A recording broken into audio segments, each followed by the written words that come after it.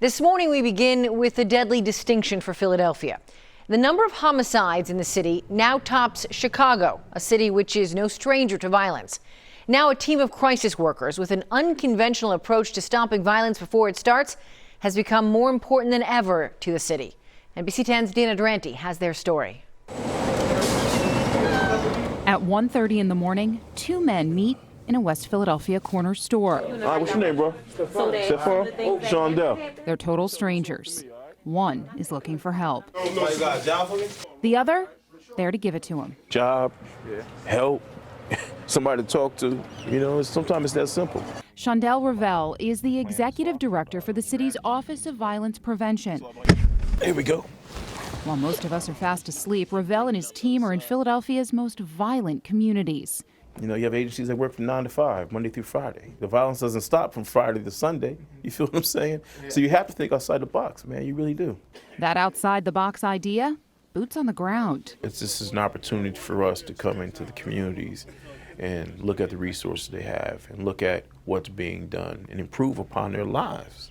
They're so-called violence interrupters. They walk the streets overnight, a time when they say people are most in need. Yeah, you gotta have heart, man. And you know, you can't be scared. You know, I always tell people this work's not for everybody. You can't be scared to go into these neighborhoods. NBC10 hit the streets with Revell and his team. Try to stop some of this violence from happening, you know what I'm saying? Philadelphia is coming off its most violent year in more than a decade.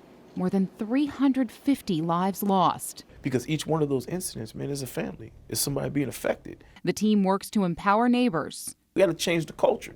We got to change the mindset of it's okay for this to happen in my corner and I'm not going to say anything. We have to make people feel safe enough to say it's not okay. Revell says every night is different. On this particular night, the team deals with domestic violence. They stop by the police district that just held a clothing drive. It's packed up in here.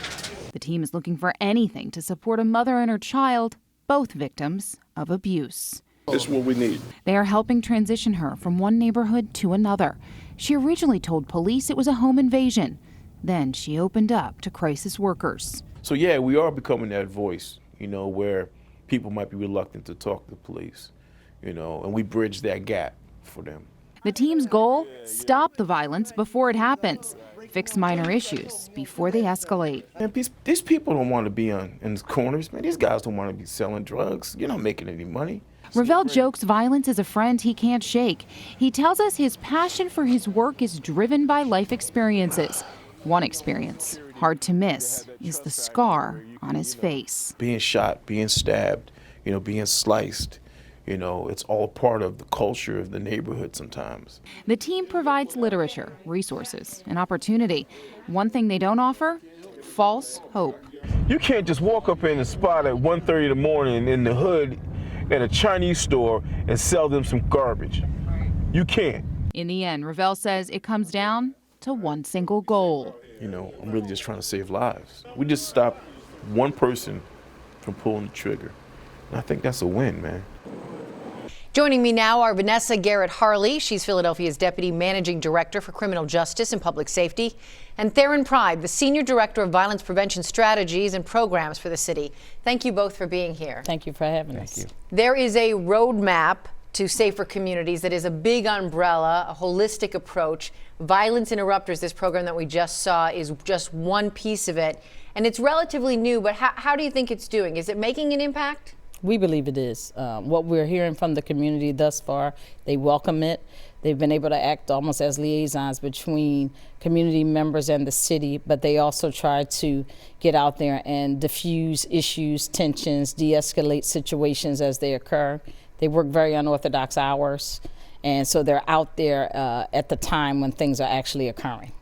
Talk about some of the other pieces of this sort of umbrella approach. Well, so the plan that we have, again, the Community Crisis Intervention Program, as you said, is but one part of it. And largely what we're trying to do is we're trying to kind of really focus on 4 key goals in our plan. And connecting youth and young adults to needed services, education, employment, really thinking about those individuals who are most at risk of violence, so between the ages of 16 and 34. Within that, we're also trying to think about how can we better coordinate city services to support those youth and those families. And then kind of the third goal really looks at trying to create the safer and healthier neighborhoods, really trying to push for kind of changing the environmental factors that we see that often sometimes either encourage or discourage the violence. And so within our plan, we have kind of a comprehensive approach that we're looking at this, both from what we can do to prevent it, as well as helping people who return from a period of incarceration so that they can reintegrate into society back in Philadelphia and thrive and kind of move away from a life of violence. And so collectively, these are all the things that we're trying to do. And so when you identify a hot spot, what are all the services that you have to coordinate within that hotspot besides policing? And I know that's a big piece of this, is that policing can't do it all. You can't just increase policing and this problem is going to be solved. Right. Absolutely, you have that correct. So once the police identify an area and they go in and do their part, we want to come in and overlay services. We have included things such as blight remediation, because in many of the areas that are experiencing the most gun violence, there are also areas that have homes that need to be boarded up. That's where L&I comes in. Yes, L&I, and we call it blight remediation, and where they'll be cutting down where you see overgrown lots and fencing them in so that the aesthetic environment of the neighborhood is better, also safer, and you have the community become a part of what's going on, because we hope to employ some folks from the community to help make these changes happen, so that puts more economy into the community. We also will be working with our Department of Behavioral Health, because these are communities that have experienced trauma. So not only does the victim and the family experience trauma, but also the community as they're watching these things unfold, and how do we put better services in from that angle. And for the people re-entering too, absolutely, from incarceration. Absolutely, right. for people re-entering.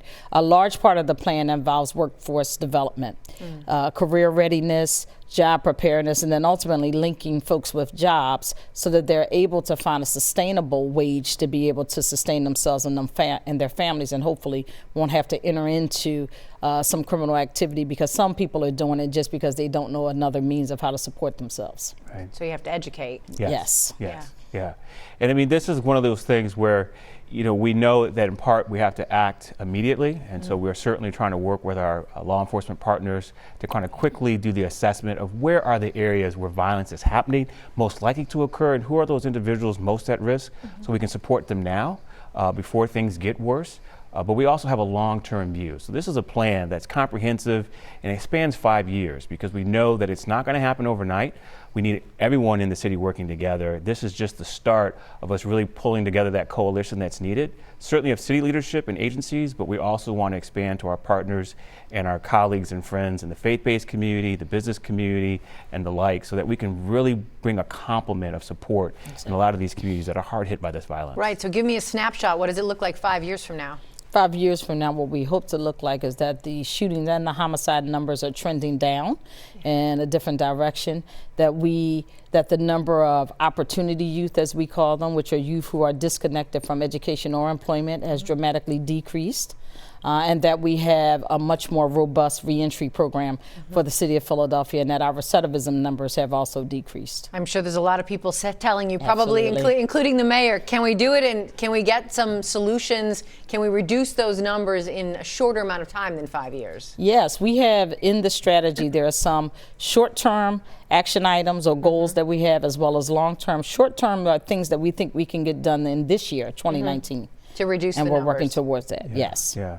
I mean, we're taking a public health approach, which really is about testing strategies, and then the ones that work, really expanding them to scale so that it has a larger impact. And we can absolutely do things in the short term that is going to have ability to achieve results for us. So this is not something that we see is going to take forever for us to start to see improvements, but the importance of our approach, the idea that we're kind of taking this long view, means that we're going to sustain it, that we're not just looking in the short term to bring the numbers down, we're really looking to trend in that right direction for a long time to come. VANESSA, Garrett, HARLEY, and THERON Pride with the Office of Violence and Prevention, thanks so much. Thank you for having us. Appreciate it. Thanks a lot. Thank you.